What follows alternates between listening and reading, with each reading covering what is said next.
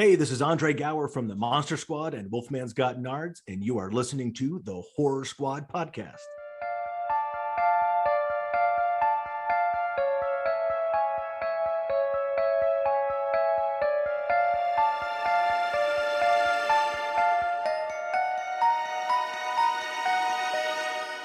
Hello, everyone, and welcome back to the Horror Squad podcast. This is episode number 333, where tonight we are going to be talking about 1986's Night of the Creeps, directed by Fred Dekker.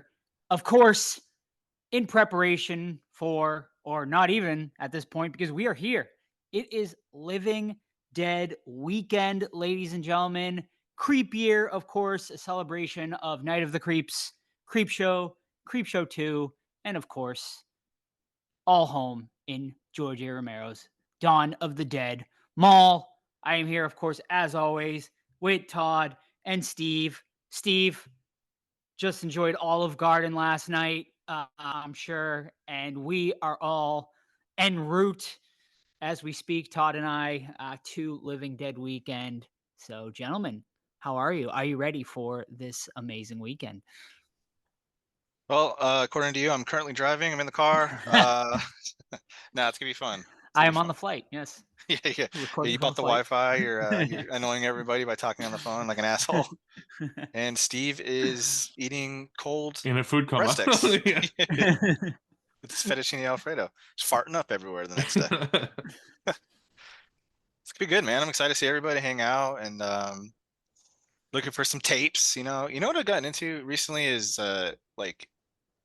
old, like, what do they call them? Pins, pins. Put in like your backpack or something, but not like the fancy new ones, like the old stuff, like get it on disc, 1996, like stuff like that. So I'm on the hunt for those too. Those are cool to put up on the backpack, but yeah, just pumped. Yeah, I'm so pumped. Like, there's meaning like all the listeners and you guys is going to be obviously the highlight of the weekend, on top of course, the Olive Garden, which is going to be like awesome. But just like seeing the vendors and what they're doing with photo ops, and yeah, it's going to be a really cool weekend. Like, other than autographs, which I think I talked about last week, I'm just going to be looking for like different. I really like to see like art or collectibles or prints of movies you don't see a lot of. Like, I showed you guys offline a standee of The Raft, which is cool because I've never seen anything for like specific creep show stories as opposed to just a creep show like Creeper usually. So stuff like that I'm looking for, just something unique that you really wouldn't find anywhere else. Hell yeah. Yeah, I'm really excited to see like what type of vendors they're going to have there. That's always an exciting thing. And then yeah, I'm excited just to hang. Like, yeah, every time the three of us have been together, it's been for event like business events, sort of, where we've been fucking running around like crazy, where we really had very minimal time to actually sit down and hang out with each other. So this is definitely more of a pleasure trip where the three of us can just hang and get some quality time together. I mean, some people probably don't know this, but the three of us have been together in person, what, twice or once at this Once, point? Once, actually. yeah. Yeah. So, yeah, will be the second time the three of us have ever been together. So it'll be really cool to do that. The last time was at our Armory Cats event, the first year, the Hocus Pocus event, we did it, and that was just insanity. And barely had time to even, talk to Steve and Todd. So I'm really excited to do that and to talk to our listeners for sure too. I'm super excited to see who's going to show up. I don't even know everyone that's showing up. I know a few people that we had at the movie club, which I should mention. We actually, I think that was the first time the three of us ever actually showed up to movie club too, this past weekend, which was a fun time. And I'm sure we'll talk about that during what watched, but yeah, it's going to be an awesome weekend. So if you are listening to this by chance on Friday, the day of, and you are by chance anywhere near Monroeville, Pennsylvania, come join us for Living Dead weekend. It's going to be awesome. The convention on Friday, of course, and the mall tour on Saturday. I'm really excited for the mall tour to see all the Dawn of the Dead filming locations. That's going to be super, super fun. So yeah, should be a great time. All righty. Steve, We ready to spill a little bit of tea? Yeah, let's spill that tea. Oh, you want the tea. I'm sorry. We don't serve tea. Nope. Instead, you get a cup of Joe. And now here's Joe with the news. Alrighty, folks. Here it is. Once again, thank you, as always, Chuck. And here it is, your cup of Joe for this week. Let's start off with the big news that came out. Something, of course, that has been rumored. We even talked about it on news not too long ago. And that is Mike Flanagan has officially been announced to take over the Exorcist franchise. He is going to be writing and directing what they are calling an all new take on the Exorcist films. This will not be a direct sequel to, of course, the David Gordon Green Exorcist Believer movie. This is going to be what they're calling a radical new take on The Exorcist. So what that exactly means, we don't know. But so Flanagan said in a statement, "The Exorcist is one of the reasons I became a filmmaker, and it is an honor to have had the chance to try something fresh, bold, and terrifying within its universe, reuniting with my friends at Blumhouse, with whom I've made some of my favorite pieces of work, only makes this more exciting." So yeah, I mean, I think most people, obviously, I think we talked about this before, but I think most people are probably really excited about this. I think Flanagan is absolutely the right decision. He's one of the best working horror directors out there right now. He handled, I think, Doctor Sleep pretty damn great, and I'm excited to see what he's going to do with the Exorcist franchise. And I am so excited that they're completely getting rid of the David Gordon Green Exorcist movie and just starting anew. It's definitely the right way to go. What do you guys think? I mean, are we? I think you mentioned it offline, Joe. Are we bringing back old characters, or are we just starting new? What would you guys want? Would you guys want to see, you know, rehash of the new stuff and the same villain and the same characters, or we just want to go in a different direction completely? I think at this point they should set it in the same universe and maybe like have a casual mention of the events that happened in The Exorcist, but not actually bring back the characters. It's just I don't know, it would just be weird at this point, I guess, to bring it back. And they're pretty old at this point, so it's not something I particularly need to see anymore. So for me, it would be set in the same world, acknowledge that it exists, and just move on to something completely new.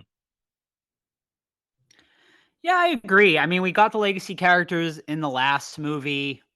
And I think you can't do it again, right? It'd be too weird at this point. So I think just go in a completely sort of new and fresh direction. And like Steve said, maybe do a mention here and there.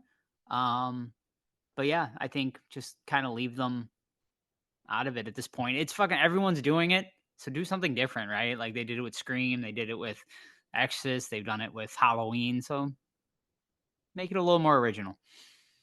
All right, next bit of news is Bill Skarsgård will be returning as Pennywise in the new Welcome to Derry TV series. This is big news because up until recently, most reports were that he was not coming back at all for this series. So obviously, they threw the money at him to get him back to do this. I think it's great. I think it's awesome. I mean, I liked his portrayal as Pennywise.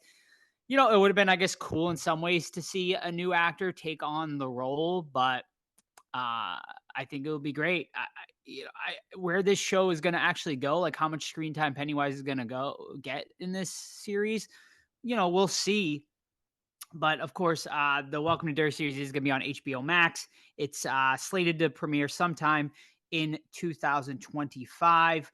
Andy Muschietti and his wife Barbara, of course, are going to be on board to produce. Muschietti's actually going to direct the first 4 episodes of the 9-episode series. The series is going to begin in the 1960s, in the time leading up to the events of It Chapter 1. So, what do you guys think? Good choice. Would you have liked to have seen a different actor take on this role for the series? No, I think it's a great choice, man. He's young. Take advantage while you got him, man. We have all these icons that are, old as shit. and they can't do it anymore. So you might as well take advantage of it. Plus, I mean, he killed it in those 2 movies. So yeah, it's easy choice for them to pick him. Did they? I thought it was originally going to be a prequel, like in Colonial Days. Did that change, or was that something I just fucking made up? I don't know. But I thought I it was going think to be I think set. I think that was rumor. There was probably rumors about that, or we just talked about how that would be an awesome idea for a movie or a Yeah, TV series. But yeah, I I think think it's we cool. will get. I think we will get hopefully maybe an episode like of sort of an or Pennywise origins type story. But we'll see. And yeah, you guys excited with this TV series? You into it? Like, I'll watch it, but I'm Yeah. not like super looking forward to it or anything. I guess until I see something that reassures me that this will be good, then maybe. But right now, it's like I'll, okay. I'll tell you what reassures me, and it's HBO. Like HBO does not usually put out bad content. I mean, they are usually always on the ball, so that definitely makes me excited for it. I just hope like Muschietti like gets so weird with his CGI, like shitty ass CGI, that I hope they don't use it too much in the series, but we'll see. All right, next big news here. We got Rob Zombie's Monsters. Well, now we are going to be getting James Wan's version of the Monsters, as James Wan is going to be producing a horror reboot of the Monsters. This is going to be, as of right now, they are slating the title as 1313. They're calling it a small screen reboot of the iconic television series. So I assume this is going to be a direct to streaming or television series of some kind. This is of course, going to be in collaboration with the new studio that James Wan put together with Blumhouse. Lindsay Anderson Beer will serve as a showrunner, who, of course, you guys might know from one of our favorites, Pet Sematary Bloodlines, from last year. So we'll see about that. Isn't she doing something else we mentioned recently? Something good too, if I remember. I was Yeah. yeah, She's all over the place right now. Good for her, though, man. Good for yeah. her. That's great. Yeah, she must be, out there in the horror universe somewhere liked. So yeah, as of right now, all we really know about this is that they are calling it a dark version of the Monsters. And I don't know how I feel about that, right? Because the Monsters was never ever supposed to be dark. Like even Zombie didn't go dark with it. He stuck to the comedy bits of it. So I guess my question is, do you want to see a horror version of the Monsters? And what would that even look like? Yes, yes, I do. Okay. Yeah, I mean, especially after Zombies fucking terrible one. Yeah, man, freaking darken it up. They're monsters living in, America's suburbia. That needs to be creepy. So yeah, I'm looking forward to it. Me too. And I'm really happy for Munsters fans because I really thought when Rob Zombie kind of fumbled the ball with that studios would be like, I ain't touching this fucking property for at least a decade, you know? So I'm happy that they're like, okay, we'll give this thing another chance. So yeah, I'm pretty excited to see what they do with it. Yeah, I mean the fact it's Juan, I think it's in pretty good hands at this point. Although he is producing, not directing. Yeah, So like Night yeah, Swim I and all mean, that other shit being right, produced yeah. lately. Like, fuck that. So who knows? Hopefully, Lindsay Anderson has learned her lesson from Cemetery Bloodlines and gives us a better script this time around. But yeah, I mean, I'm intrigued. It's a horror. They've never really done a horror dark version of the Monsters, so it could be, make the characters pretty fucking horrific and scary looking. But what do you do with them? Like, are they moving into a neighborhood? Like, in like maybe they're like secretive, and like the kids like it's sort of go like a Salem's Lot type thing, where like they're hiding away in the house or something, and maybe Yeah, like you get the kids do like a well, Monster Squad type situation, but like a dark version. I don't know, like That could the be. the local fucking weirdo house, and it's got the legend surrounding it, and yeah, I think that would work perfectly. Little dipshits going up there and getting killed off or something. Or like, let's make them a little older though. Let's make them like young teens so we can kill them off easy without feeling bad about it. All right. Well, we will see. We'll definitely update you guys about this. I mean, what do you want to see? Movie or TV series? I guess if one or Movie the every other. time. Movie every time for Okay. me. Yeah. All right. Yeah, same. I think so. Alrighty, next bit of news. Just a couple more stories to get through here. And man, the Blumhouse train just will not stop rolling. This time, ladies and gentlemen, they are going to be bringing the My Bloody Valentine franchise back to life. It has been announced. It's been 15 years, of course, since our last My Bloody Valentine movie in 2009 when we got, of course, My Bloody Valentine 3D. And as far as any other information, there is none. That's all that has been announced before yet. I don't even know if Blumhouse has officially even come out and like fully announced this. This was a Bloody Disgusting exclusive, and that's really all we know. So, what do you guys think? I mean, I've always loved the My Bloody Valentine. I like both movies, honestly. I think they were both good, and I think there's a lot cool to sort of explore there with that sort of with Harry Warden, that character, that sort of universe. So I'm on board for it. I mean, you know, Blumhouse take them or leave them sometimes, but you know, they do put out quality stuff here and there. Do they have the license for everything at this point? Like, Pretty much, it man. feels like every They time get so much money. I know, mean, it's crazy. Yeah, I don't think it's a bad thing, right? Like, I mean, at least someone's coming out with fucking all this stuff. I mean, I wish Right. it wasn't all reboots and original shit. I mean, and reboots and stuff, which is really what they've been doing lately. They're kind of the new, what was that, Platinum Dunes, right. who was putting out all those horror remakes in the early 2000s. And I'm just waiting for them to get a hold of the Nightmare on Elm Street, man. Like, I feel like it's just a matter of time. Blum has has Yeah, come out and already that's said his he wants that's his it. crown Yeah. jewel. Yeah. Yeah, really. That's his golden goose. I mean, I think he just sees the dollar signs, obviously. I'm sure he wants Friday the 13th as well. Right. But as of right now, from what I've heard, there's like the original, it went back to the original people and they just sold off like this huge entertainment deal. But I don't think that's a movie deal. I think it's for like merchandising. It's everything and but games movies, and from stuff. what I understand. Right. It's like they can do Yeah. video games, they can do merch, they can even do TV series, but they can't do a movie for some reason. So frustrating.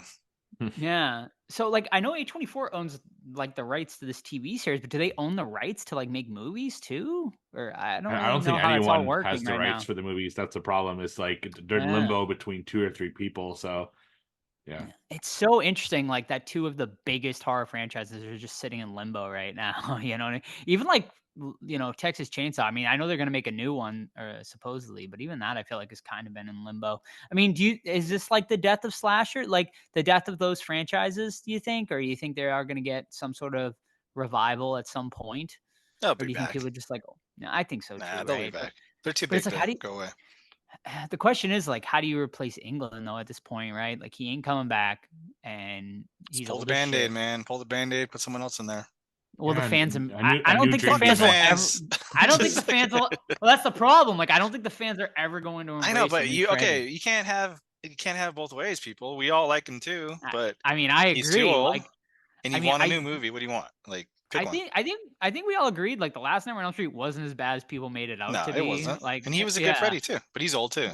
He was. I think the big mistake was they made him all. They Yeah, CGI'd it's the fuck trash. out of him. You know, they should have went practical and Let- tried to make Let's him. let's go back to Bill Skarsgård, man. Like everyone doubted him. Yeah, I think true. all of us probably included. Yep. And he fucking knocked it out of the park, man. So that just goes to show that you can give it to a young guy, young girl, whatever, and they can fucking kill it. So Right. You gotta get over it. Like he'll always be Freddy, you know, for the long term, but we gotta replace him. Yeah. I think the tough thing though is like, so Tim Curry Pennywise, that was only one made for TV movie, whereas Freddy has been what, 8 or 9 movies. So it's like it's really hard, man. And like just the love for Robert Englund, and but I agree. Like I think you got to move on. Like it's either you let the franchise die or you got to embrace something new. Like at this point, and yeah, I mean we'll see what happens. I'm excited. I'm excited to see what happens with that. I'm excited to see what happens Friday 13th. I think eventually, I think if In a Violent Nature shows anything, I mean it basically I think was the second after Late Night with the Devil. It like also broke records for them, that movie studio. So yeah, I think people like are clamoring for original horror and obviously slashers and stuff like that. So yeah, I mean, I think it's just a matter of time. I mean, I think Craven's family owns the rights right now. I don't really know what they're sort of waiting for. I can't imagine Blum hasn't thrown fucking hundreds of millions of dollars at that family to try to get those rights before. So I think he has them, honestly. I think they're just waiting. I think like maybe they're biting their time, and I think they're waiting for the right script or the right writers. They're probably pitching it to people right now. I wouldn't be surprised if in the next year or two we find out that a new Nightmare on Elm Street movie is going to be coming out. So we'll see. All right, couple quick ones here. Terrifier 3 update. Also, Living Dead weekend guest Tom Savini has been announced to be appearing in the new slasher sequel. I'm sure it will just be some sort of cameo or something like that, but pretty cool. Love that he is going to be in there some way, somehow. Is he going to be a victim? Probably, right? Do you think he's going to get killed by Art in this one, a la Chris Jericho in the last one? Chris Jericho, we'll see. I don't think he's dead yet. He's alive. Yeah, he's alive after. Did he- Oh, did is he clear alive? his- Okay. Did But- his legal stuff go away? That's right. or- He didn't die. I think he's die gonna in the beginning of He'll the be the third first one. death in 3, Yeah. I bet. Yeah. Well, you can catch Tom Savini and the new Terrifier 3. It's going to be hitting theaters, of course, October 11th of this year. And there you have it. Maybe he'll have some Terrifier 3 stuff on his table at Living Dead weekend. He can be the first person you add to your Terrifier 3 stuff for next year. All right. What else we got? Just quick. Let me see here. Sorry. Oh yeah, and then just a couple of release updates here before we end this. New Insidious movie has been announced. It is going to be releasing in the summer of 2025. August 29th, 2025. Currently, it is slated at.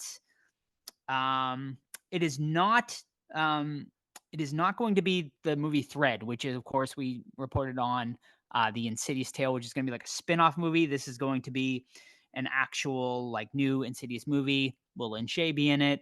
Will what's his face there? Patrick Wilson and stuff be in it? We'll see. We'll have to see.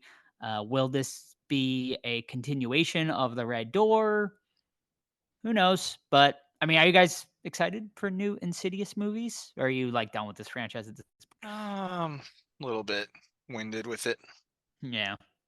I really like Insidious. I'll watch the shit out of it. Yeah, I think we need to actually move away from like the what are they now? Not the Waltons, the fucking I don't remember last names. Yeah, so that family, the like Patrick Wilson's family, and just move into more like of the further. Essentially, I'd like to know what's going on in there and make it scary again, and just I'm looking forward to it. Yeah, agreed. Like even though The Red Door was like a step down, I felt like from the rest of the franchise, it was still decent enough. And yeah, I'm always down to go back into the further. Just give us more further though, please. Like I want like a full movie in the further or something like that. Let's do it. All right. A couple of other programming or updates. Five Nights at Freddy's 2 will be releasing in theaters December 5th, 2025. So get ready for that. I think there's potential there. I really do. I think that franchise could get better as we go along. I see Steve. No, Todd it's so shaking bad. their I'm not giving it another shot. All right. And then Megan 2.0 has moved a little bit. We are now going to be seeing it June 27th, 2025. Also, The Black Phone 2 has also moved. Originally was supposed to release in June. It is now going to be hitting theaters October 17th, 2025. And also, Blumhouse's new movie, The Woman in the Yard, also has been moved from March 28th to April 2025. So there you go. Some 2025 updates for you. A lot of stuff coming out next year. All seems to be sequels and whatnot. Black Phone, I think, probably the most intriguing of those ones I just mentioned. Oh, yeah, that's about it. And then just a couple 4K updates for you guys. Original Nightmare on Elm Street movie is going to be getting the 4K treatment, and Poltergeist 2 will also be getting the 4K treatment for you physical media collectors. And Evil Dead remake, Ooh, all right. which is Dead a remake still as well. which is steelbook with 2 cuts of the film, theatrical and the coveted unrated version. So that's like $34 4K. So I think that's a good steal. Ooh, I've never seen the unrated version. Is it Oh man, different? it's full. I mean, it's Just bloodier. bloodier? Yeah, Bloodier. yeah, which it was already This bloody. movie's As pretty fuck, fucking so. bloody, yeah. All right, cool. All right, that's going to be it then for horror news this week. Thank you, everyone. All righty, gentlemen. Let's get into what you've been watching this week. All right. So we had movie night the past weekend with the homies Brandon TJ, and TJ's pick was Cutting Class from '89, a Brad Pitt film. I don't know, I didn't research if this is his first film or not, or just one of, but he's extremely young in this. And I'm pretty sure everyone's seen the cover with his face like holding onto like a rope and he's like handsome. You're like fucking Brad Pitt. I thought he was gonna be in this for like 2 minutes and it was just like a background actor and they're trying to capitalize on it. But he's a main character in this film. So basically, it's fucking wonky, man. It does that thing where a character says the title of the film multiple times for no fucking reason. It's almost like a wink to the camera. The dad's like, "Hey, and don't you be cut in class." I'm like, "Oh my God, what is going on?" But this young man in high school, right? He was released from the psychiatric prison. I think he committed murder or something like that. And everyone, of course, is like, "Oh, that guy's fucking creepy." He doesn't help himself though. He like literally ends up in every fucking place this young girl is at. And he at one point they're in a classroom and they show a water cooler. I'm like, there's no way he's behind the water cooler. And he fucking pops up. I'm like, how is he behind the water cooler? No one's noticing this fucking creeper. It could have been a really cool slasher if they would have leaned against the obvious of who the killer was, right? It was like, really, this is so televised. You're really gonna go with this? I thought we are gonna have a twist. Like, no, it's this fucking guy. But they just went with like the safe route, which it worked against it. It didn't know if it was gonna be serious. It didn't know if it was gonna be comedy, or it didn't know if it was gonna be a spoof or combination of the two. So that really worked against it. This character gets hurt at the very beginning of the film, and they keep cutting back to him. I'm like, how's this guy still alive? He's missing. He's in the fucking forest, and he's like crawling in one scene, and then the characters are driving in their car, and like he's in the background on the top of a hill. I'm like, what are they doing? So Cutting Class, I gave it 2 out of 5. I think it's streaming. Let me check that real quick. It's on Peacock if you guys got the Peacockers, and that's Cutting Class from '89, starring Mr. Brad Pitt. All right, I'll go next. So my first one this week is a movie from 1984 that I watched over on Shudder, and it's called Fatal Games. So my buddy Mondo, who is a co-host of the Guys That Watch Movies podcast, along with Todd, recommended this one, which I'll always be weary about because anytime he recommends something and then laughs, probably not a good time. So this story is about it's like a pre-Olympics school where people are competing to make the Olympics, and they're doing kind of the trial runs and all that stuff, and they're training and they're all together and they're friends and shit like that. But then there's a killer that comes along and starts popping them off one by one. And once they start figuring out that this is happening, it's about a hunt as to find out who the killer is and why they're doing all the killings in the school. So I love 80s horror, of course. I think most of us do. And this has all the right ingredients to be a classic. It's got a lot of kills. It's got a lot of nudity. It's set in a school. There's a lot of the classic kind of 80s stuff that people love. There are some really off-putting scenes, though, particularly a few of the teachers like try to get with the students or are getting with the students, and that's like, okay, that's pretty gross. But of course, even though they're probably 16 in the movie, they're actually 30 from the looks of it. Typical of the 80s again. But the problem with this one is that the kills are so boring. Like there's nothing like imaginative with the kills. There's this great opportunity where like every athlete is kind of in a different sport, whether it's discus or swimmer or like gymnast, like on the horses and on the rings and stuff like that. But the only weapon that's used is a spear, which is cool, but I wish that the killer utilized everyone's kind of like Olympic, tool to kill them as opposed to just using the spear. So that was kind of a bummer. And then yeah, it's like other than that, it's actually decent. Other than the score fucking awful. Like nails on a chalkboard, bad. And it's always the same notes they play every time that the killer comes into play, and it's just like, oh god, why'd they choose this? And finally, I'm not going to say what it is, but the final twist, like who the killer is, not a great twist. Also did not age well at all. totally useless what they did with that twist, and that was kind of a disappointment. So yeah, this movie could have been special because they really had the ingredients for it, but ultimately it was kind of a failure. So I gave it 2 out of 5 stars, and you can watch it over on Shudder. That's Fatal Games. Alrighty.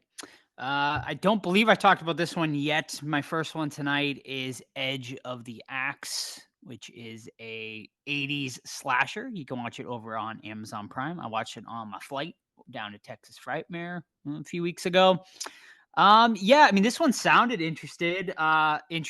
It's about a axe murderer terrorizing this like small sort of like mountainous vacation town. This like there's these couple of guys who are sort of working in the town, and they yeah, like it's weird, man. This film's like really weird because like the dude is like dating a woman that's like 25 years like older, or he's married to a woman that's like 25 or 30 years older than her. Which I feel like for the 80s was kind of progressive, so good for them.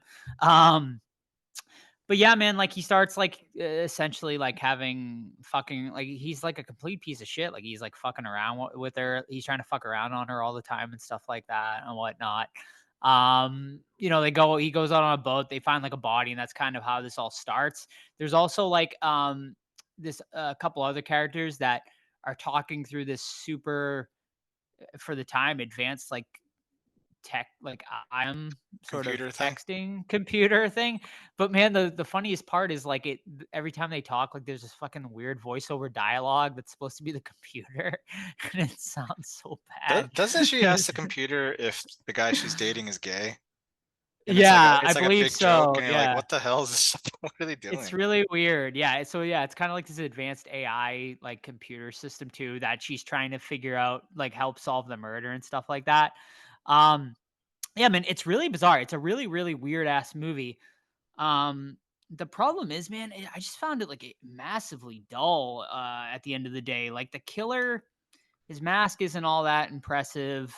Um the kills are all off screen or super just generic. Yeah, man, I really struggled with this one. I found it pretty much a total chore to get through, because if you're gonna do a slasher movie, man, the kills at least got to be good, and the kills were just not good at all. At the end of the day, I just found it really boring for a slasher movie. I think the ending actually was the highlight. The ending was pretty good, and the twist was pretty decent, but I was pretty much checked out by the time I got to that climax. So I gave it a 1.5 out of 5, which is probably a little brutal. It maybe deserves a 2, but it just wasn't worth the ride for me to get to that decent ending. So I would not recommend this one. That's Edge of the Axe. Alrighty, quick little rest in peace for a movie that's important to me, Friday 13th Part 4. Eric Anderson, who plays Rob, who passed away on June 1st, so rest in peace to him. He's a big part of that film. Yeah, I watched a couple things that we're going to talk about on the Romero episode, plus a couple shows down the road, so I won't talk about those. But are we going to talk about movie night at all tonight? What we Yes, watched? we could. Okay, cool. Yeah, that's So, my other watch. So let's discuss it. So, Yeah. Steve, how'd you come about watching Killer Body Count from 2024, a Tubi original? How'd you find that? So at the last month's movie club, I asked the people who attended what type of movie they wanted to see, because I've been picking the movies for the last like I guess few months, and I have a very like specific type of movie I like to show on these things. It's like really ridiculous low budget films, and I think people are getting a little tired of my fucking like zombie ass toilet attendants and stuff like that. So I asked them what they wanted to see, and the 2 answers I got were like religious possession or slasher.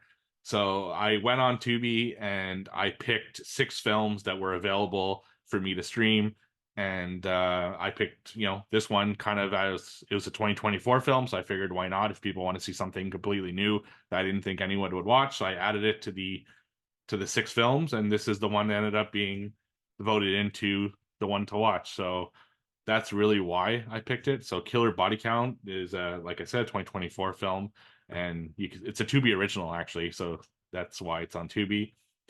Yeah, you want to give us a little synopsis, Todd? Sure, yeah, there's this young girl where I think she's supposed to be high school age, right? I think that's what I got. She's sex crazed, so her dad is like at his wits' ends, and he goes to like the priest, and he's like, the priest is like, we got a camp for her, man. We're gonna fucking pray the sex craving away from her. And he's like, I don't know, Dad. Yeah. He's like, you're going. And she goes, she's hottie, by the way. So she goes there naturally. The rest of the cast is also sex craved, are all hot guys and chicks, right? So they're all gonna mingle and start banging. But there's a killer afoot, right? This I guess compound or whatever, it has a dark past where someone murdered people back in the day. And is it the legend coming back? Is there a new killer? Brother and sister that lead the group, they're fucking weirdos too. Um, Everyone is super, horny in this naturally. It's a sex crazed camp, and they're all banging each other and going down on each other, and they're making fun of each other and hanging out and shit like that. But gosh damn, was this movie fucking boring. Like, killer body count my ass. There's like 5 kills in this. Cast, they're all great looking people, so no complaints there. The gore when it happened was fucking dope, man. We got like a really cool opening kill. Like, holy shit. I mean, the opening kill happens like 30 minutes in the film, and then 20 minutes in movie time passed, but in real life, you're like, holy shit, when's the next kill gonna happen? And then it was just full of just poor dialogue, and characters I didn't really give a shit about. So what did you guys think? Yeah. So yeah, I mean, I pretty much echo everything you said, Todd. Yeah, man, for a movie called Killer Body Count, I feel like you need to have at least like 10 kills minimum. And yeah, this movie just, when the kills did happen, they were good, but they were just too few and far between. The gore, honestly, is the highlight of this movie. That's worth the ticket of admission. I just wish there was more, but the dialogue is atrocious, man. I found myself rolling my eyes a lot throughout the watch. And yeah, I mean, like Todd said, it was just at almost 2 hours. It was just far too long of a movie for a movie like this. Um, yeah, man, I think this director, like, she's okay. Like, she makes movies like these. Like, she did Slumber Party Massacre before this one. I feel like it's right on par with that Slumber Party Massacre remake they did. Banana Splits, still her best movie in my opinion, out of the 3 horror movies she's done that I've seen. But yeah, I mean, I think with a bigger budget and like a studio, I think behind her, maybe she could do something decent out there. But yeah, as it stands, this definitely was not one for me. I could see people getting enjoyment out of this one though, some people. But yeah, not for me. I gave it a like, man, I was between like a 1.5 or a 2, but the gore was pretty good, so I'll give it a 2 out of 5. Yeah, I gave it a 2 for that reason. Yeah, and I kind of feel the same way. It was fun as a group because it was so long. So at least we had like each other to entertain each other and stuff like that. So that was cool. I loved how fucking just exploitive the movie was at times. Like every time, like they'd have guys shower, for example, and go into slow mo with like fucking like almost porn music, and they're like, almost like they would do in the 80s to women. Now they're doing it to guys, and I think that's fair. It's like then it came off. It was just kind of funny to us, but maybe sexy to others. I don't know.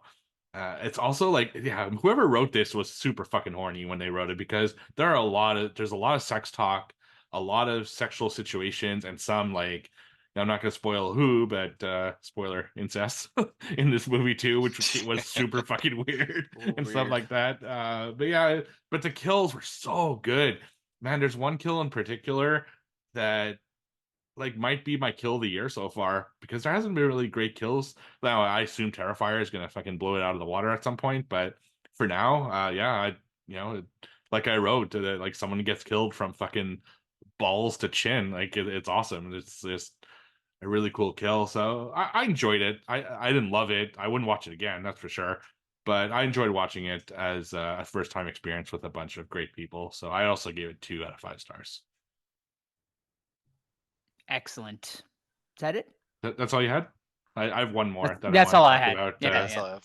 Yeah, so my last one this week is another movie I watched over on Tubi. It is 2017's Pool Party Massacre, which, of course, Joe and Todd gave a raving review of on the Three Guys at Horror Days. And I remembered that from back then, so I decided I'm going to check it out because I heard that the director is actually going to pull this movie from all streaming services very soon as he gears up to make Pool Party Massacre 2, which is currently in production, which is a weird move to me, but whatever. Maybe he thinks people will buy this to get ready for the next one. So this one, very simple story. A girl has her friends over to a pool party, and then all of a sudden, two guys, of course, show up as well, and someone starts picking them off one by one, and it becomes like a who's doing the killing and who's going to be kind of the final girl of this story. Something I found interesting about this is the killer uses different instruments for every kill. Like they actually make a point of him going to the basement and taking a different tool for every victim in the story. And I thought that was actually cool because each kill was like unique in its own way. It's very sexually deprived, as you would expect with low budget movies like this. You know, there's people jacking off, there's people fucking, there's people like gagging each other. It's something else for sure. And honestly, I had fun watching it. Like I actually thought it was a pretty good low budget movie. Now, had I watched it when you guys reviewed in 2017, I don't know if I would have liked it as much. But now that I've seen a lot of low budget films, especially since I discovered Tubi, I gotta say I think this is actually one of the better ones that I've seen, and I would totally watch Pool Party Massacre 2. I think it's a fun one. You know, of course, there's low budget issues. Like there's one scene where you can see the camera guy in the reflection and like stuff like that. But you can do a lot worse watching low budget films on Tubi. So I'm gonna give this one a 2.5 out of 5. It's a cool one. So Pool Party Massacre 2017 on Tubi. Excellent. Yeah, that's one I don't really honestly remember much about. We were probably drunk when we did. I was probably drunk when I did that review. Those were the three guys' days, of course. But yeah, maybe one I'll revisit at some point. Probably not, if I'm being honest. But maybe I'll check out. The same sentence you just say, no. Yeah, who am I kidding? I'll probably never watch it again. But you know, maybe one day. We'll see. All right. That's it. And once again, if you enjoyed our little mini review there of Killer Body Count, and you would like to join Movie Club happens every single month over on our Discord. Steve sends a special Zoom link out. It's usually the last Friday of every month. So come and join us for Movie Club every single month. I can't guarantee all three of us will be there again every month, but you know, we'll try. We'll see. And there's a big UFC fight. I'm not going to be there next time. Just a huge shout out to one of our listeners, Creature Feature. She actually showed me after the movie night how I can stream from any streaming service. Like I've only been using basically Tubi because they allow the streaming, but she found a way for me to use like any of my streaming services like Netflix, Prime, all that stuff. So that's going to open up the field a lot more going forward. So thank you very, very much for showing that. Her and Kevin really, really appreciate it. Excellent. All right. Totter, it is once again time, as always. Bust out the book. All right, let me flip through the pages here. Okay, here we go. Quarter number 2. Steve in a commanding lead with 16. Myself following him at 14. Joe trailing 11. No, I know. But goose eggs 2 weeks in a row. We still have 3 episodes left in this quarter. Maybe 2 because next week we're not doing it with next week. No trivia with Romero retrospective, and then are we doing 60s after that? No, it's not till August. It's in August. Okay. So good, because I was like, I'm fucking not gonna have. I'm way behind. No, after the Romero, catching up on Romero stuff. Yeah. It's coming, but it's going to be later in the summer. All right, excellent. I'm happy to hear that now. Yeah.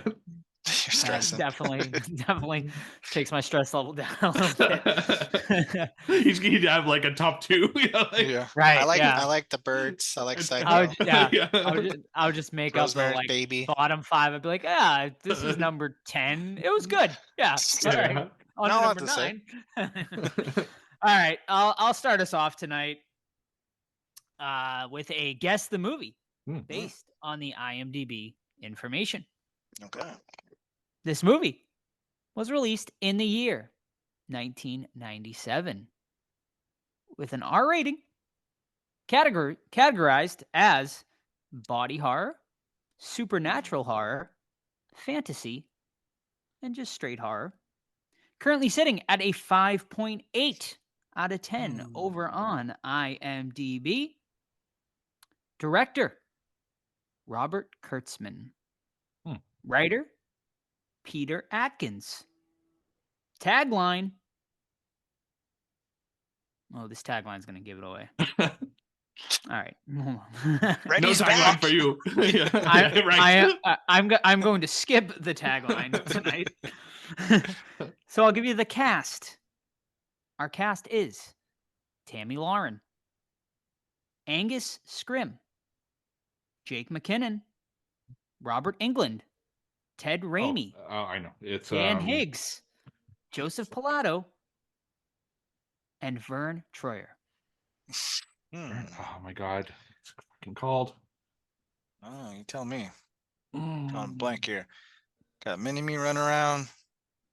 Got Angus. And, you got the tall and man. Dr. Yeah, Dr. mhm. Satan himself, Walter Phelan.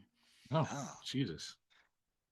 2007. Gee whiz. It No, was- 1997. 97. Oh, 1997. Like that helps. Man, I don't fucking know. Okay. Fuck, I can't think of it. Little disappointing, you guys. Oh, Angus Shrimp. I can't.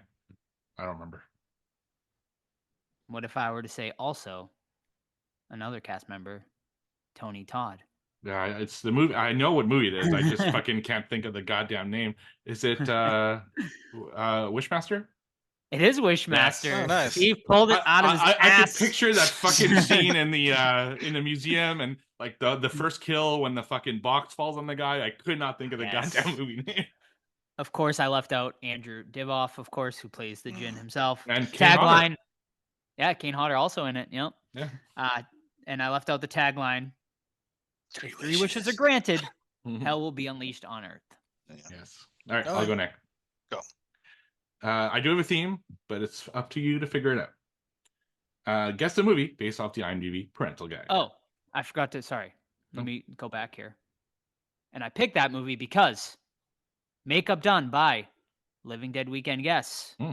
Greg Nicotero and Nice. Howard Berger. Oh, very cool. Interesting. Oh, all right. Sex and Maybe a theme nudity. tonight. Nope. Maybe a Hmm. theme tonight. Sex and nudity. Yes. Breasts, buttocks, and Oh. vulva are Oh, seen by Oh, a nude vulva. female character in almost all of her screen time. vulva. They went technical terms. All of her screen time. Almost all of her screen time. Okay. All right. Violence and gore. We see a hospital filled with dead, very bloody bodies from a distance. Some bodies are missing limbs, while a couple are cut in half. We see the body of a woman whose chest is open, graphic and bloody. We later see The her autopsy heart. of Jane Doe. Wrong. Ooh, Oof. you're gonna regret that. Mm. We later see her heart on a table. The walls are covered with blood. Profanity. The F word is spoken. Actually, it's often screamed close to 40 times. The S word trails behind at about 15. And obscene name calling references oral sex and female anatomy. Sucker. Alcohol, drugs, and smoking. Yep. The second scene of the movie is huge drinking party. So everyone is underage and they all have beer and hard liquor. Oh, well, it happens. And finally, frightening and intense scenes. Unsavory characters, many of whom end up getting speared by pickaxe blades, shot, dismembered, and or eviscerated. Wow. Well, go ahead, Joe, if you got another one. I no, I don't. Yeesh. You guys give up? Yeah, I guess. Yeah. So actually a movie that was already mentioned in this episode, it is My Bloody Valentine 3D. Oh, yeah, I guess the pickaxe. Yeah. Yeah. Okay. Well, All right. And my Alright. theme tonight, which I'll say now, is Tom Atkins' theme. Tommy Atkins. Got it. Makes sense. Okay. I don't know if I asked this, but if I did, you get a free one. In the Mist. Movie we watched. Seen it. What John Carpenter themed painting is in the Oh, background. The Thing. Yeah. Oh, Joe got it out. Yeah. My mind first went to Dark Tower. That's why. Which I made the same mistake the first time you asked it. Finally on the board after a few weeks. He's on. He's up. Yeah. Yeah, baby. All right. Back to me. Mhm. Guess the movie based on the Letterboxd reviews. Ooh. All right. Is it a good movie? No. Is it scary? No. Is the script and story well done? Also no. But is it fun? Yes, actually. Movies like this will never not remind me of Blockbuster and Slumber Parties. Okay. All right. Number 2. A ghost movie with an unusual but interesting setting and effects. The atmosphere is strange and there's discomfort in the air. Unfortunately, it all seems like a family movie that took a wrong turn somewhere because at some point it's just a string of shocking moments without a real plot and structure. They could have had more out of the whole thing. Okay. All right. And lastly, the ghosts look cool, and that bathroom scene was very cool, but this hasn't aged well like most movies from the late 90s, early 2000s, and it lacks the goofy charm of the original. Oh, it's 13 Ghosts. Correct. It's a great movie. What's wrong with these guys? Hmm. Yeah, it's pretty dumb. Okay. And 13 Ghosts I picked because Because you wanted to. Yeah. You wanted I'm to. sorry. I'm sorry, I forget now. I think it had something to do with Savini though. I was Yeah. thinking about like Greg Nicotero's makeup effects. I'm like, all right. Oh, Right? that might be right. Hold on. It was fucking some reason I picked this one. I think it was Savini. Nice Savini I had don't his know. hand in so many things. It's very possible. All right. So for this one, there's going to be 3 answers.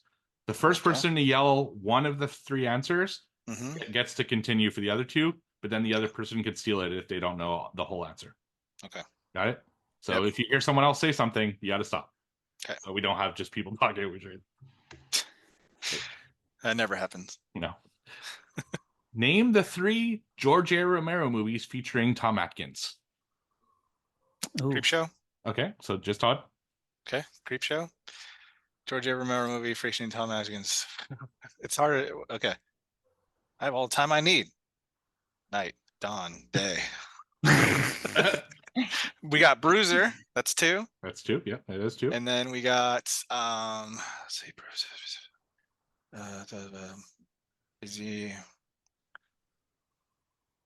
Is he in the I want is he in is he in Dark Half? No, he's not. So Joe, possibly with the steal. Creep Show. I already said Yeah. Creep Show. Bruiser. Yes. Yeah. Very good. And I'm just gonna throw out Night Riders. Wrong. He is also featured heavily in 2 Evil Eyes. Oh, I haven't seen it yeah, yet. that wasn't even my Ah. second choice. That's the one I Yeah. need to add. Oh, Oh, and I should mention Howard Berger did the makeup Ah. on 13 Ghosts, there you go. a Living Dead weekend guess. as Nice. well. Okay. Technically I want like the actual acronym for it, but if you give me part of the name, I will allow that as well. In Lords of Salem, what is the Seen it, name reviewed of the radio show program that they all work it. in? Ooh, that's a good one.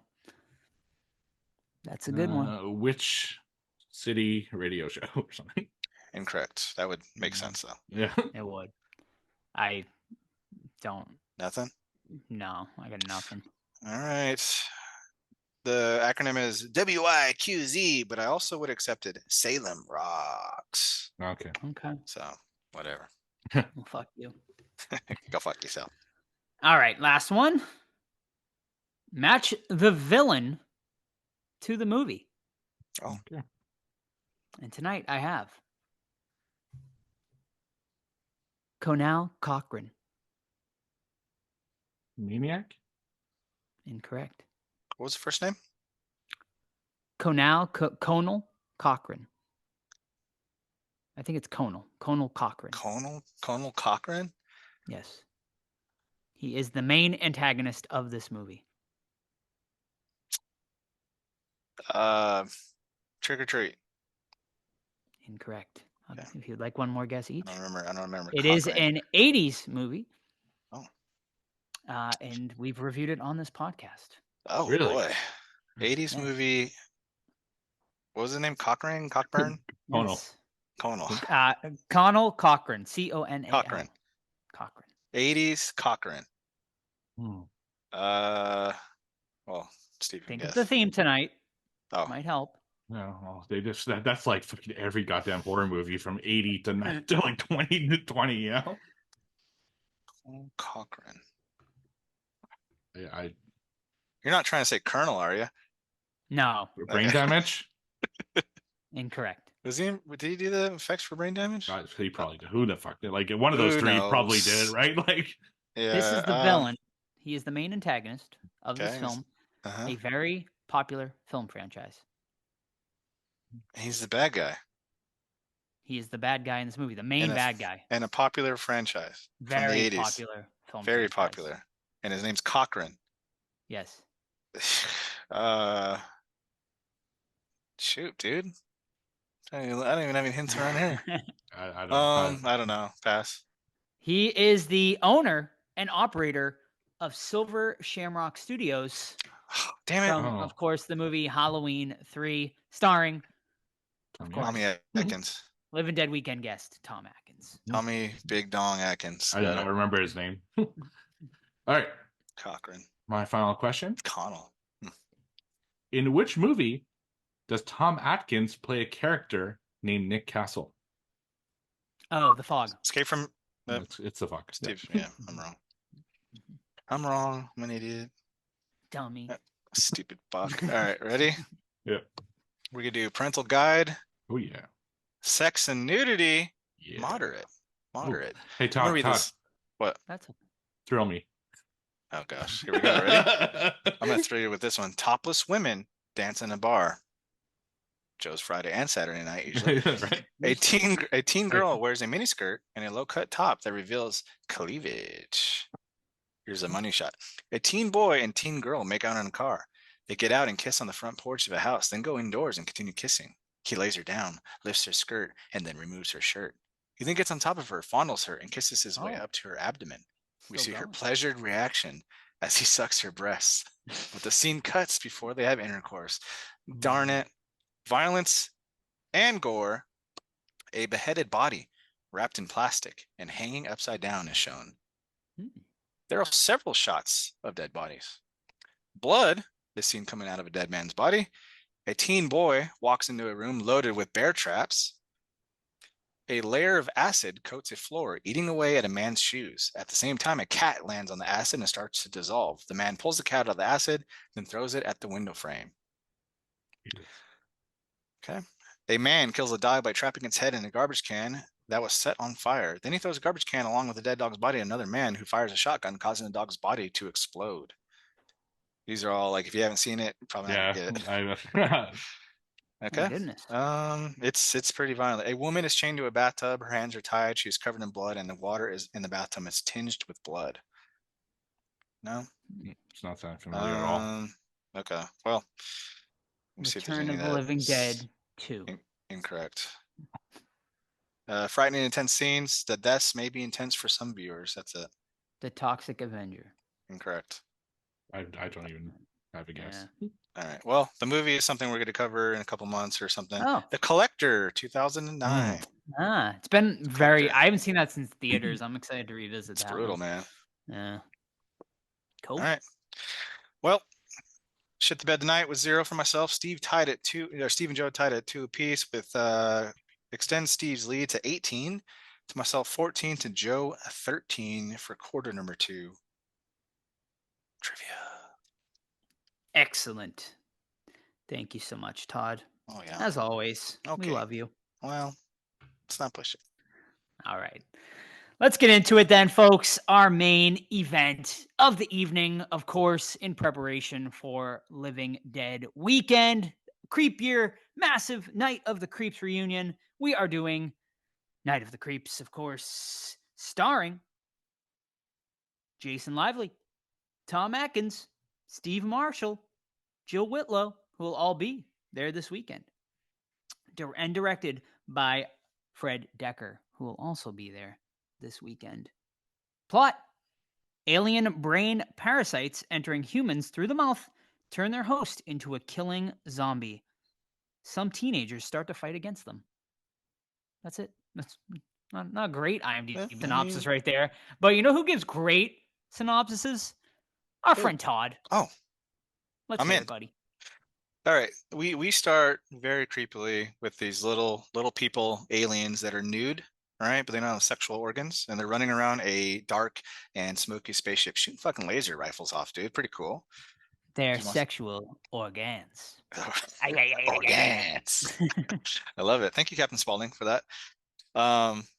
Yeah, so they're running around and they're like, we cannot let the experiment escape, and then it fucking escapes, and this canister fucking floats through the space, and that'll come into play a little bit later. Shoot forward, we're in 1959, and this young girl's going out with her boyfriend. We kind of learn in the background that she broke up with this guy. He's a cop, and they just weren't meant for each other, right? Also, there's an escaped mental patient that is nearby the college campus that, they're like, they're not worried about it. They go up to Makeout Point. They're in the car. They're chilling. They see like a fucking meteorite go by. And of course the dude's like, hey, let's go fucking look. And she's like, oh, okay, whatever. And then they go off. Of course, he finds the meteorite and a fucking slug flies into his mouth. Meanwhile, that girl's getting hacked to pieces by the fucking deranged psychopath. And then it cuts, right? And now we flash forward to 86. We're at this like this college campus, these young dudes, these nerdy dudes, right? Our title characters, they're walking around. They see this hot chick and she's like, damn, she's hot. The sidekick goes over there, shoots a shit. Of course, she has this boyfriend that's like a frat guy, and their master plan is like, we'll get into a frat to impress her. The frat dude's like, go to the medical place and do something, whatever. And of course, they go to the medical place and they find the dude from 1959 that got the slug in his mouth in like suspended animation, and start fucking around pushing buttons because they're a bunch of idiots. Release him, and then now there's killer slugs around the town. There's more. We got Tom Atkins, who's a cop. He's fucking mean. He's a drunk. He's got PTSD from something we'll learn about a little bit later in his life. And he's going to be investigating all these random like dead bodies, right? And we know it's slugs, but they don't. The college dudes are hanging out. They're trying to get laid, and then fucking slugs and zombies, they run amok. First time in a long time. I ended up rating it slightly lower than I originally had it, but Night of the Creeps overall, it's fun. I mean, I love Tom Atkins just like any other horror fan out there. He's always great in everything. I love the zombie action. I just wish there was more of it and less of kind of some of the like college buddy hangout stuff. It was cool, but it wasn't really needed in this film to make it good. I think they should have cut a little bit of that down, cut the love shit down, and just made it about the zombies and slugs. I think that would have been better. What about you guys? Yeah, I actually watched this like for the first time in forever, like 2 months ago when I found out they were doing Creepier in the reunion. But I was like, fuck it, I'm gonna rewatch it again, so I'll be fresh for this weekend and for obviously our review. And I gotta say, I enjoyed it even more this time than I did the last time I watched it. Yeah, man, it's just a really fucking fun like cheese B movie. Like the aliens at the beginning are just so fucking weird and bizarre. We never see them again throughout the entire movie, but it's such like a really interesting way to start off the movie. The flashback scene is really cool too. It's a bit like, I feel like disjointed between like you get aliens and then you get like a fucking killer you got like this fucking psycho killer on loose, and you're like, where's this movie going? Like, you know what I mean? It's kind of a little all over the place in that intro, but I like that it all sort of comes together sort of little by little. Tom Atkins is amazing in this. Without him, I don't think this movie hits the same way. His fucking one-liners are just amazing in this. He's just funny. Fucking, I think I died laughing when he just like fucking yells, "It's Miller time" out of nowhere and just kills a zombie. His like the best line in the entire movie. I love it. His thrill me every time is great. He's great, man. He really does. He just makes this movie for me. But the other cast characters are great too. Like, Jason Lively and the other dude there, they have a really great chemistry as like the nerdy buddies. I think they're great. Jill Whitlow is a babe, and she plays, I don't think she would ever hang out with these two dudes. So I don't know if I found that 100% believable, but whatever, we'll go with it. Yeah, man. And this movie just fucking goes hard in the last like 30 minutes, man. The zombie slug action is fucking top notch in that last 30 minutes. It's an absolute blast. The middle does drag a little bit, but I think there's enough there to get by, to get to that ending, like especially like the fucking axe murder that comes through the floorboards is fucking great. That whole scene, really cool. So I mean, yeah, man, this hit better, and I actually enjoyed it more on this rewatch. Yeah, I didn't watch it a super long time ago either, but before we knew about Creepier for sure, maybe last year or something like that. And yeah, it's not one I have like big nostalgia for. I'd maybe seen it in college, but I didn't remember it super well. So it's not like I have all that, kind of nostalgia for it. So that might change my opinion compared to other people. It's a fun movie. Like, I really love Tom Atkins' performance of this because he looked like he was having a lot of fun. It's his own favorite performance that he's done as well, and the favorite movie he's worked in, according to him. So that's cool.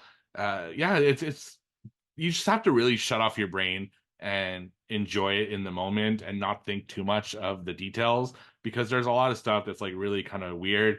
I mean, you have the fucking scrotum aliens at the beginning that are just kind of out of nowhere, and then it goes into a black and white scene, and then it goes into like, the actual movie in the 80s. And there are some really weird scenes in that movie. Like, so JC, who's the friend to Jason Lively's character, he's like the best wingman ever. Like, he will do just anything for him. But he's also kind of weird. Like, I don't know if you guys caught this in your notes, but I think he has a little bit of a bestiality fetish. So when they go into the beta frat, to try to get recruited, they're like, okay, we're gonna make you do something to be able to come into our frat. And he's like, something like, what are you gonna make us like fuck animals? And the guy's like, I'll keep it in mind, but no. And then he says, you sure you don't want us to fuck animals? Like, what? Like, what is that what you want? Like, it's such a weird He's fucking scene. disappointed. Yeah, he's like, are you sure? And yeah, so just that was super weird. But there's a lot of weird moments like that in the movie that I caught this time because we're reviewing it and I'm writing notes and stuff like that. It's also really goofy. Like, the example is when the guy is like in cryostasis, there's a big fucking red button that says disengage, as if that was like for real, and stuff like that. So yeah, I just had fun with it, but it does, like you guys are right, it does drag at times as well. You're just like, where the fuck is this going? And when the shit really hits the fan at the end, it's amazing, but it's too short, in my opinion. I wish we had more of that. But I think Tom Atkins saves the movie a lot as well. And really cool kills and makeup are two things that I think stand out the most for this film. Yeah, I wrote down this this line that I love. Johnny, can we go back to the point now? I'll even let you fondle my breasts.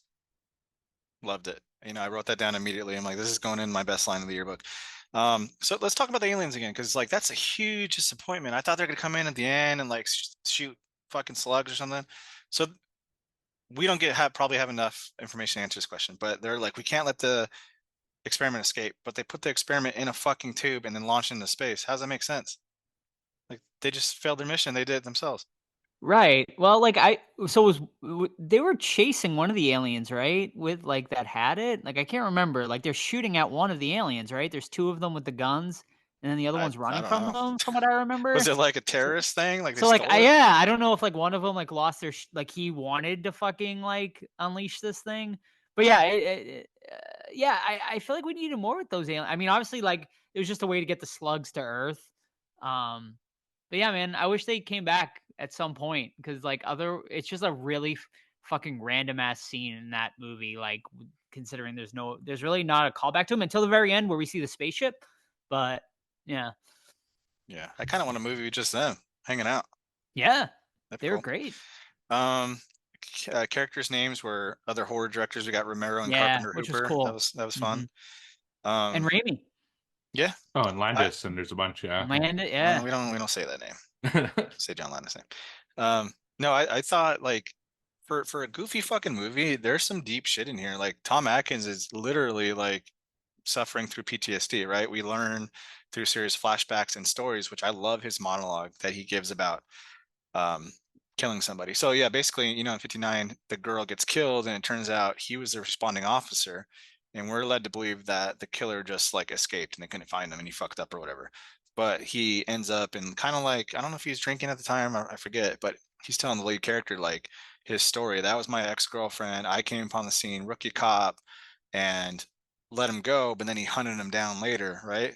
And he ended up like murdering him and burying him underneath the school, which now is at the sorority house. And it's just like a really fun, like his delivery of the line is like just excellent. Like, so this goofy movie has this really dark undertone in it, and it leads to the best scene where the fucking, I think you mentioned it, the axe murder, like the zombified corpse comes out of the ground because the slugs reanimate it, and it's fucking gnarly. Yeah, and it's the best fucking intro for Tom Atkins as well. Like he's imagining himself on the beach, like drinking with fucking sunglasses on, and there's all these A like white suit on the hot, beach. yeah, and all these hot women are like walking by and serving him. I'm like, man, yeah, you're like, I'm probably gonna get something Halloween 3 signed, but if I see that image on the table, I might be tempted because it's such a fucking awesome image. He's just so great at this, like all around. His lines are fucking hilarious. Like one I wrote is, "Do I have to play Poo Patrol with your nightstick?" when he's like saying shit to his officers because they're not treating the crime scene properly. But then he goes into the crime scene with a cigarette and puts it out on the floor. Like it's just, yeah, he's hilarious in this, and I'm glad that he had fun doing this. Oh, 100%. Like he is like this is without a doubt my favorite. Most people say Halloween 3. This is my favorite Tom Atkins performance for sure. Like he just is so good. Like I said, I don't think this movie's as good without Tom Atkins in it. You put a different actor in that cop role, I just don't know if it's going to hit the same way. And he's just such an important character to this movie. I mean, Thrill Me, just one of the best lines, just like like it's so perfect. And then my absolute favorite line in the entire movie is, good news, girls, your dates are here.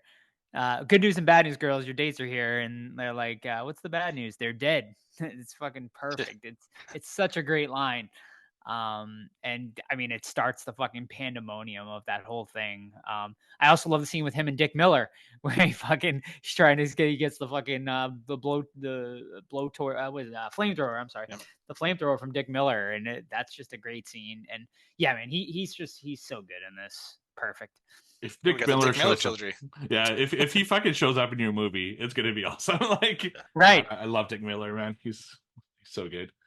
I want to talk about the makeup effects because they're kind of all over the place, in my opinion. In this one, they go from like really awesome to really goofy. There's one in particular, and I don't know if you guys caught it because it's so fucking quick that really I'm like, what the fuck is it? I had to go back and like pause it. It's when the bus crashes and the bus driver's face goes into this really goofy, almost The cartoony eyes. eyes popping out. What the fuck was that? It was so It's weird. it's like Wile E. Coyote saw a Right. fucking I laughed. cliff. Yeah. Yeah. So the bus scene is funny to me because like the dudes are all like, it's funny. It's a funny contrast. The sorority house is all like nice and well kept, and it goes to the dude's house, the frat, and it's just fucking a piece of shit. And then they get in the bus, and I hate this fucking line, the delivery or something. He goes, let's blow this pop stand. We're going to get done, dudes. And they all like scream, like, shut up, you moron. And then they have that the crash scene with the fucking cartoony eyes coming out.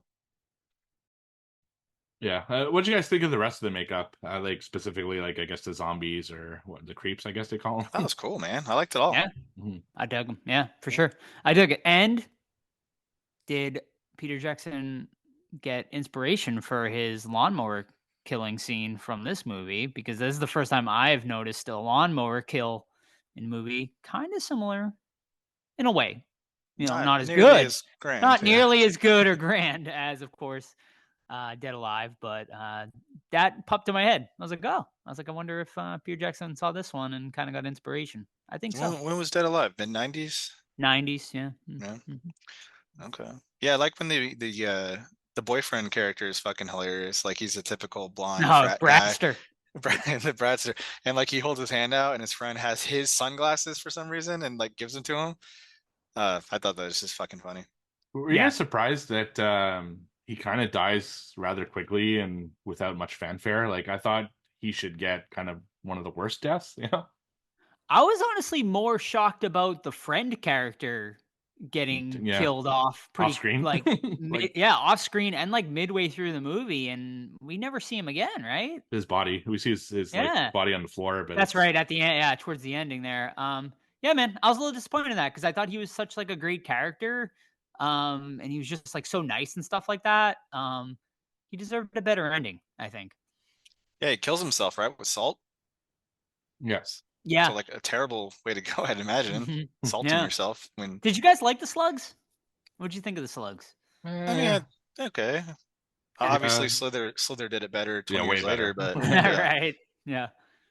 They were kind of like a non like entity to me. Like they didn't do enough to really warrant really paying much attention to them. Like the Mhm. only thing they do kind of at the end is when Tom Atkins sacrifices himself and blows them up, but Mhm. they just kind of they just come out of the heads and leave. It's not like they're doing these cool kills or things like that. So slugs were just fine to me. Yeah, agreed. They were fine. Like they were decent. The best part is obviously when they overtake the bodies and you Right. turn them into zombies Yeah. and stuff. That's obviously without a doubt the coolest stuff in the movie. I do have a Todd gripe. Oh, let's hear it. So when what's his name, the main guy? CJ? Jason Jason- Lively. JC? I don't. No, I know no CJ's the characters. friend. It's CJ's the friend. Whatever his name is, the fucking It's Chris. the Chris. There you go. He goes with a flamethrower, right? Rusty. And he hands the shotgun to Cynthia. And then it flips. She's wearing the flamethrower. I'm like, how did that happen? It's microsecond to change this out. I thought it's not cool. Not cool. Fred Decker, I'm calling you out at tonight when I see you. Yeah. Yeah, I was alright. Whatever. No. Yeah. Continuity issue, I guess, So something that I like that he did that I read on IMDb is he made it look like he wasn't going to do a topless scene for the main actress because a lot of people I guess were wanting it and expecting it. So he made her like purposely like turn around when she's getting topless and everyone is like getting mad, but then she turns back around. I forgot if she even had a topless scene. It was very brief. It's very brief. He purposely just he didn't want to disappoint his fans, as he put it, so he made her turn back around. I mean, it's a sorority house. There were so many opportunities. Yeah, there's a lot of gratuitous nudity in this, so yeah. Yeah. Is there? Oh yeah, the showers. And Oh all. yeah, the shower scene, like they go through and there's, like yeah, I all the completely girls forgot about showering that. and stuff. Yeah. Yeah. Interesting enough about Decker though, man. He never really went on to do much like after this, right? So he had a good little run in the '80s there, where he had Night of the Creeps. Well, he did House, Night of the Creeps, House 2, Monster Squad, and that was really it for him. Like he did. Squad bombed, right? Squad bombed. Yeah. Did Creeps bomb? Do we know? I don't 'Cause know. maybe he had a couple stinkers. None of these I don't think had like great fanfare. I mean, cult classics, but none of them. And then he went on to do RoboCop 3, classic. And then that was really it from him. Like, and then he did. Then he ended up writing and directing The Predator from 2018 of all random ass shit. But yeah, I wish we got a little more from Decker horror wise. There, he had that little short-lived run in the '80s, but that was it for him. I wonder why he decided not to kind of continue directing. I don't know, but here we got the budget. Here's why I didn't continue directing, Jeff. $5 million budget for Night of the Creeps, 591,000 gross worldwide. Oof, that tanked. So 5 million and 80 something. That's a lot of money for this movie. That is a lot of money. Crazy. But like, who's laughing now? 30 years later, he has his own themed Cult fucking classic, right? Yeah, he has his own themed con. So Absolutely, yeah. The photo op for this one is really cool. They recreated the front of the sorority house for the cool. photo op, so it's pretty. And they got a prop flamethrower and shotgun. For Nice. the photo op, so it's pretty cool. I want to look at Monster Squad. Oh yeah, even worse. 12 million for Monster Squad budget. Yeah, Monster Squad bombed bad. Yeah, 3.7 gross. So yeah, that probably I put remember. the nail in there. Yeah, I watched the documentary on that, and they talked about how that bombed terribly in theaters. I feel like it was like released not at the right time though. Like it was released in the summer rather than the fall or something like that. So that was like part of the issue too with that one. But for me, Monster Squad's still his best movie, but I know you guys probably disagree. I think you guys like this one better. Yeah, I like this Yeah, one better I like it personally. better. It's got Tommy Atkins in it, man. Exactly. Yeah, true. Plus, I really love that axe zombie. It's so cool. Yeah, it's Oh, very yeah. cool design. on Definitely the that action. highlight. I think the highlight of the movie for sure. Although I love my favorite scene is definitely that climax ending, but that character is just chef's kiss when he It fucking d- breaks through the floorboards. Yeah, it does drive me crazy though when the new character's walking through the house and he's like, "Get out of the house! Get out of the house!" Dude, just, come on. Yeah, it was a little bit of shoddy acting here and there, but Yeah. you know, Yeah, And I we want- to be talk- expected from a B movie. That's Right. And can we talk about the badass ending for Mr. Tom Atkins in the movie where Yes. he blows himself up, but that's not it. No. He walks out of the house all fucked up and burnt. That's he right. grabs a Yeah. smoke, lights it, takes a whiff, and then fucking dies. So, Yeah, man. I mean, it set it up perfectly for a part 2. I would have been on board for a part. And apparently, like, quote unquote, there was a part 2 that you guys both saw. You both reviewed it on. yeah, that's but just one of those. it's only by stupid, name, right? So it's called Zombie Oh, Town, but in another Zombie country Town. they called it Night of the Creeps. Yeah. About like a thing of slugs. So it's technically not a direct sequel. There's no real attachment there, but some people call it a sequel to Night of the Creeps in some ways. I think you guys both gave it 3 out of 5. Yeah, it so was I good. don't know. Yeah, was it pretty good? I Yeah. don't remember that Yeah. at all. Oh, I gave it a 3.5. Yeah, Todd 3.5, recommended it to Todd. me. Yeah, Yeah. I recommend it to you. he did. Yeah. Okay. I'm looking at Yeah. the thing. It looks like a Walking Dead. Is that Tony Todd? I don't fucking know. Okay, cool. Zombie Town, recommend 3 out of 5. Yeah. So yeah, so I mean, the ending is, I mean, essentially, you could kind of say it's like the start of the apocalypse, right? The fucking slugs end up in a cemetery, so it's gonna fucking cause. It's That's basically the cool. start. It's the start of like Night of the Living Dead or something like that, or like Dawn of the Dead or Day. You know, the fucking dead are gonna start rising. Yeah, that'd be And then- sick, dude. Yeah. Was the spaceship needed at the end though? It's like, all right, we already know they're aliens. It's They're just like, to what- remind you that they're like. right, yeah. So That no, was no. that was a little unnecessary and like odd to me. It's like, I mean, like, Yeah. so what? They're like following, like, They didn't have Are to they- have are this they- at all in it. are they No. trying to get the slugs back?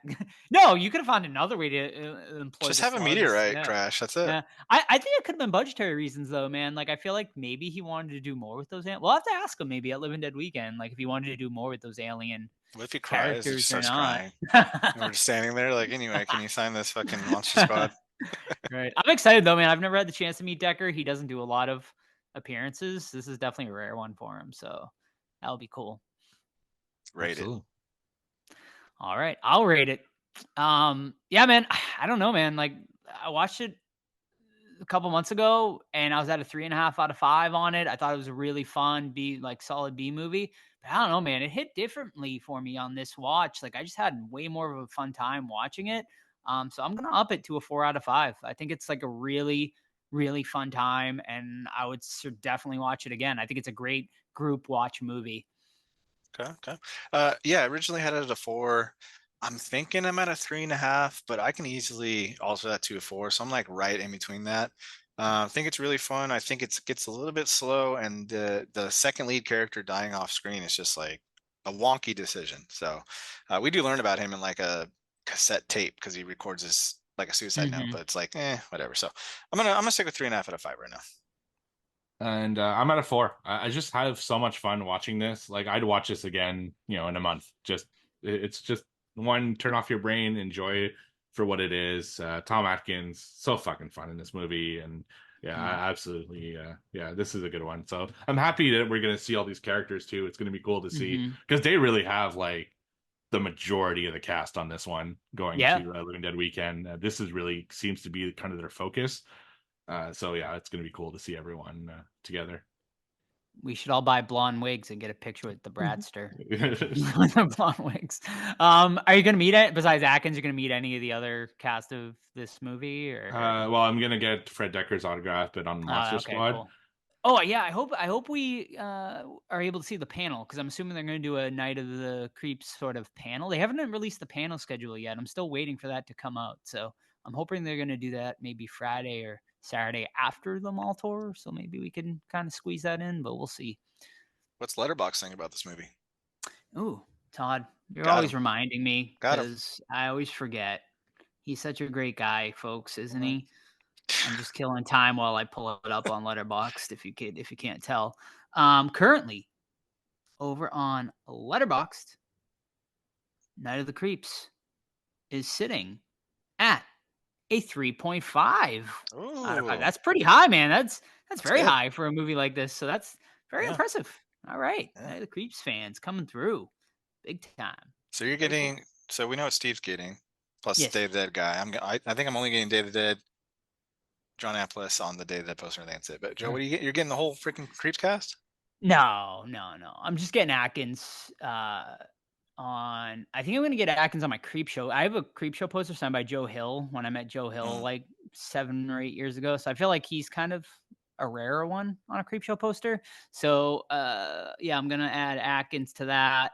And I might add an Amplis. I'm gonna add Amplis to it, and the other Creep Show people probably.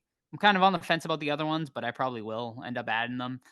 And then Decker on because I have a Monster Squad poster signed by Dracula, Duncan Rager. So Me too. Same thing. Exactly. Nice. Actually, Cool. I'm actually adding one from last week that they announced like really last minute. Russ Streiner, who played Johnny in Night of the Living That's right. Dead. Good one. So between Forgot him about and John Romero, so I'm gonna have those two add. to John my- Romero. No, sorry. Yeah, John Russo.